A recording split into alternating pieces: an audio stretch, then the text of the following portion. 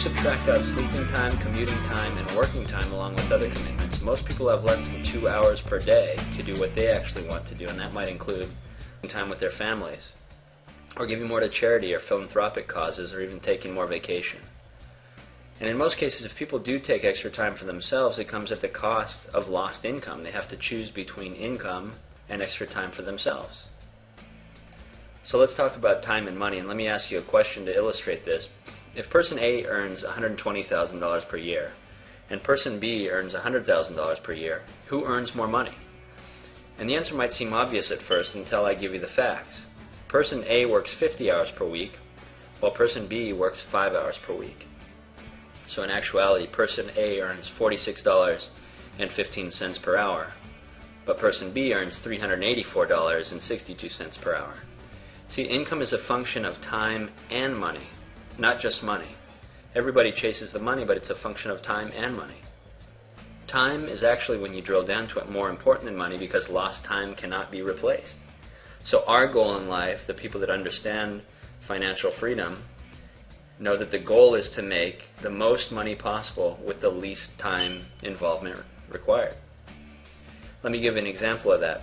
If I'm a doctor that makes $500,000 a year, again, a doctor, not a bad job, makes $500,000 a year, and I go on a fishing trip with my son, and then my pager goes off, the fishing trip ends.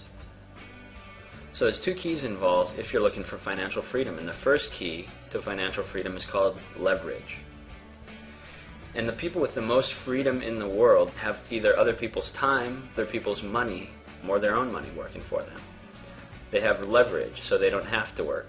Because it doesn't matter how motivated you are, there's no way you can work 25 hours in a day. You need to leverage something else to get more work out of the day. So the second key to financial freedom is called residual income. And with leverage, you can attain residual income. Residual income is income earned for a long period of time after the work is completed. So if you think about an author that writes a book, he does the work initially writing the book, and then after the fact he gets paid over and over and over without putting in more work. Same thing with actors and singers and their royalties. And what if you have an investment property? Once you have the investment property, the rent comes in whether you're asleep or awake or on vacation or working. So here's another example of a residual income stream called interest income. Interest income is a situation where you put money into the bank and the bank pays you a percentage on the money that you invest with them. So let's pretend that all of your expenses added up to about $5,000 per month. Your car, your house, your bills, and your food and your clothing. You would have to have $1 million in the bank at 6% to make a $5,000 a month residual income. In other words, to stop having to go to work.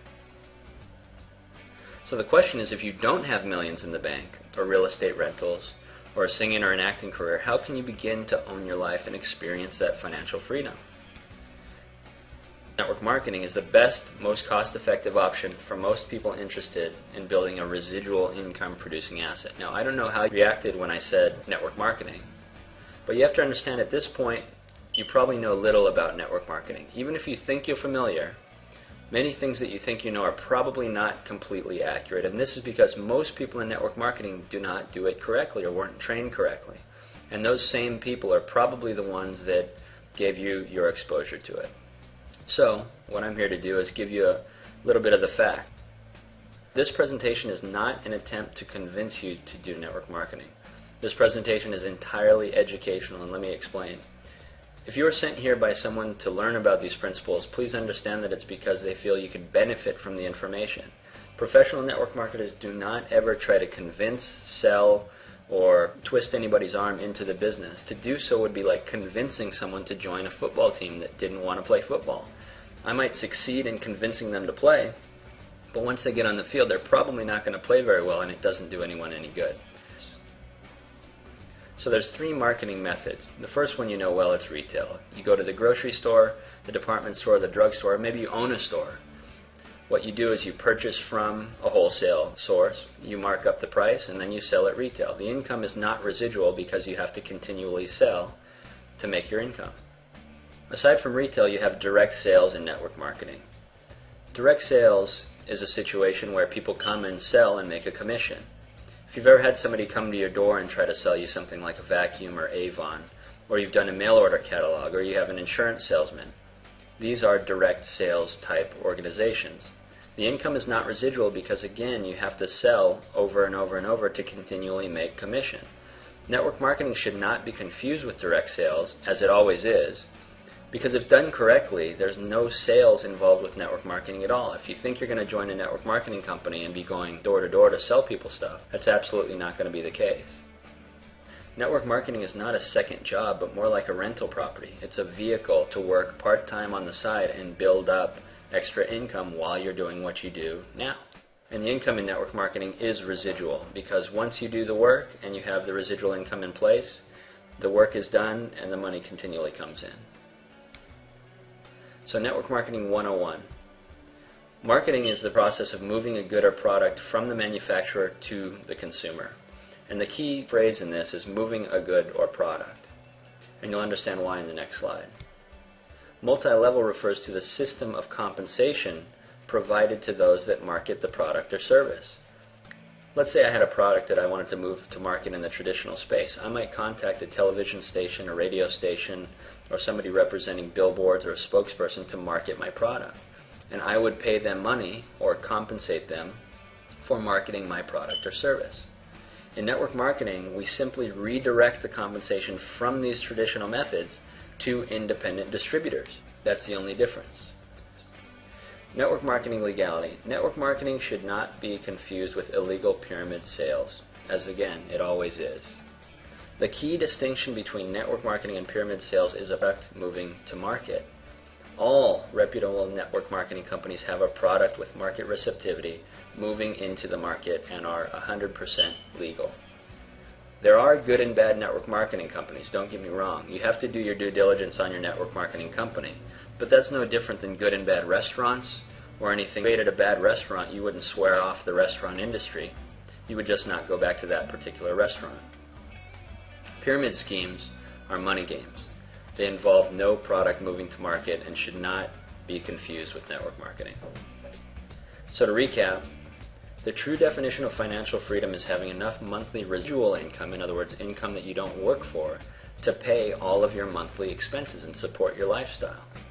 Financial freedom means you dictate where your body goes 24 hours a day, 7 days a week, 365 days a year. And to attain this type of freedom, you must use some vehicle that utilizes leverage to earn residual income.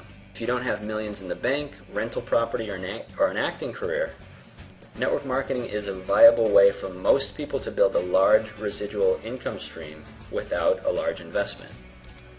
So let's go back to this chart that we reviewed before. Let's use the same example of $5,000 a month to cover all of your expenses. In the traditional world, how long would it take you doing your job now to save $1 million to $3 million? But in network marketing, you have the ability to part-time start working on that $5,000 a month residual income stream without affecting your current revenue. So in network marketing, a duplicable system is the heart of an organization. And what you might not have realized up until now is that you are in the middle of the system as we speak. So has your interest been piqued at all by the prospect of building a residual income producing asset on the side? If no, not an issue. Just let the person that sent you here know. They'll not be offended, and that's the end of it. If yes, before you learn about the actual company we represent, the next step is to learn how the income works in network marketing and what's involved on a day-to-day basis. So simply continue on to presentations 1 through 4. They're all about 5 minutes each and won't take much of your time. There's 10 presentations in all, but presentations 6 through 10 are more for in-depth training should you decide to join us.